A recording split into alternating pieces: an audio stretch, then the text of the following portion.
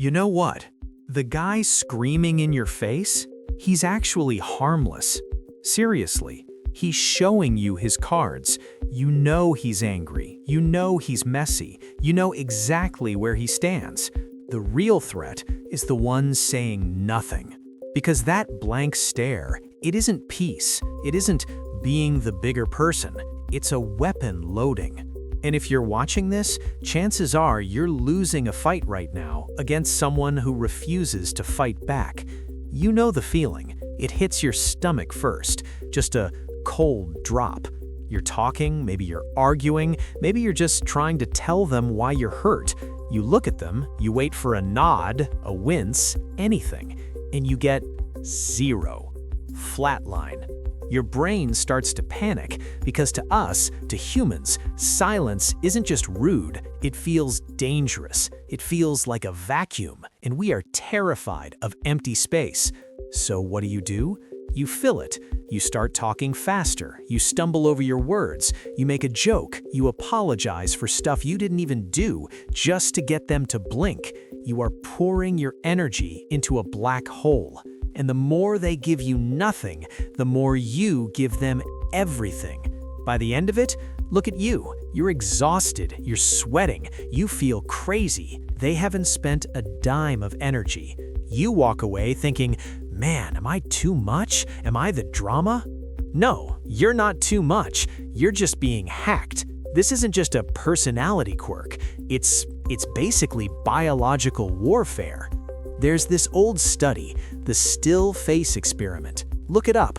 A mom is playing with her baby, smiling, happy, safe.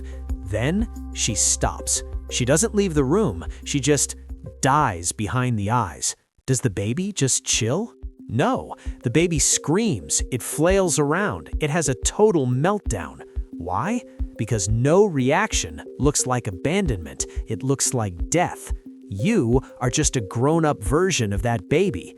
When your partner goes dead face on you, your primitive brain screams, I am unsafe. Your heart starts pounding, you go into fight or flight, but the person across from you, they know this, maybe not consciously, but they learned a pattern. If I do nothing, they work harder. It's a trade. They cut off the connection, so you get desperate, and suddenly you'll pay anything, your dignity, your secrets, your boundaries, just to get them to say one word. Think about a cop show. The rookie cop, he yells, he slams the table, tell me the truth. The suspect can handle that. Anger is predictable. But the pro, the master interrogator, he sits back, he stays silent, he just stares. He creates a void. He knows you can't handle the quiet. He knows you'll start talking just to cut the tension. You'll confess, not because you're guilty, but because the silence hurts more than the truth. Your unreactive friend, they aren't listening, they're interrogating you. Every time you rush to fill that silence, you are handing them ammo. You're telling them what triggers you. You're showing them where your armor is weak. They are mining you for data and giving you absolutely nothing in return. But here's the part that really sucks, the audience. Let's say you're in public, a meeting, a dinner. You're passionate about something. You push for an answer. They go silent. So you push harder, your voice cracks, you wave your hands, you look upset. To a stranger watching, who looks like the problem? You do. You look unstable, you look emotional. And the person doing nothing, they look rational. They look like the victim dealing with a crazy person. This is how they destroy your reputation without speaking a single word. They use your own biology against you. They let you dig your own grave. Then they stand over it, looking concerned, and ask, are you okay? You seem manic. That isn't concern. That is a victory lap. Why do they do it? Honestly, laziness or efficiency. Feelings cost fuel. Getting mad is expensive. Caring is expensive.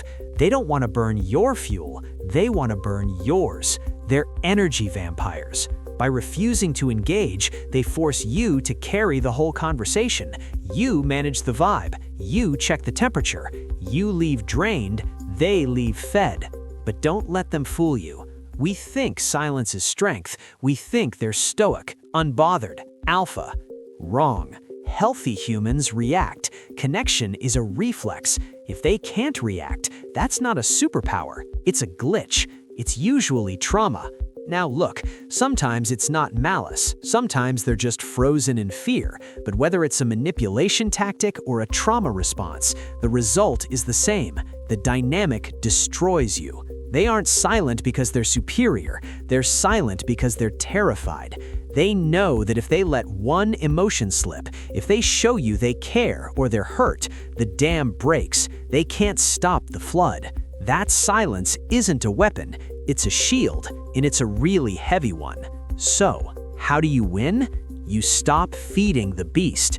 The next time you hit that wall and you feel the panic rising, stop.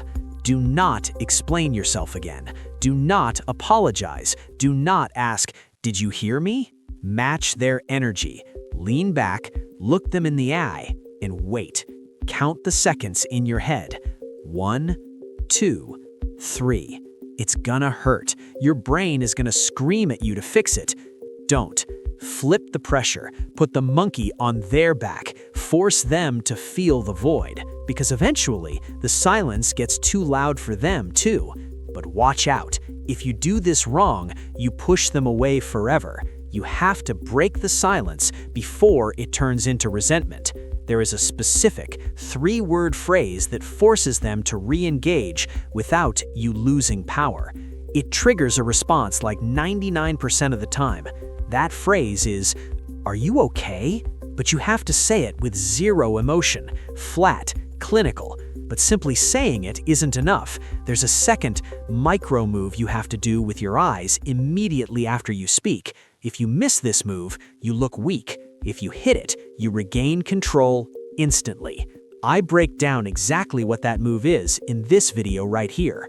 Click it now, because the next time they go silent, you need to be ready.